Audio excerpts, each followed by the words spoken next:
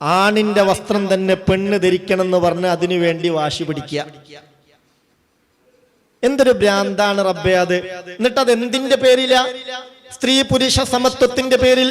അങ്ങനെ സ്ത്രീ പുരുഷ സമത്വത്തിന്റെ പേരിലാണെങ്കിൽ എന്തേ പെണ്ണിന്റെ വസ്ത്രം ആണ് ധരിക്കണമെന്ന് പറയുന്നില്ല? ആണിന്റെ വസ്ത്രം പെണ്ണ് ധരിക്കണം, അവിടെയാണ് സമത്വം. അതാ പെണ്ണിന്റെ മേലിൽ അടിച്ചേൽപ്പിക്കലല്ലേ? അതാ പെണ്ണിന്റെ സ്വാതന്ത്ര്യം ഇല്ലാതെയാക്കലല്ലേ? ഓരോരുത്തർക്കും ഇഷ്ടമുള്ള വസ്ത്രം ധരിക്കുക എന്നത് രാജ്യത്തെ ഭരണഘടന നൽകുന്ന അവകാശമല്ലേ? എന്നാൽ ആഖിറുസ്സമാനാകുമ്പോ ഇതൊക്കെ തലതിരിഞ്ഞു വരും. നമ്മൾ ചിന്തിക്കേണ്ടത് നമ്മളുടെ മക്കളുടെ കാര്യത്തിലും നമ്മളുടെ കാര്യത്തിലും ഇസ്ലാം നമ്മളോട് നിഷ്കർഷിക്കുന്ന ചില നിയമങ്ങളും നിബന്ധനകളും പരിധികളും പരിമിതികളൊക്കെ വേഷവിധാനത്തിലുണ്ട്. അത് കളഞ്ഞു കുളിക്കുന്നവരായി നമ്മൾ മാറരുത്.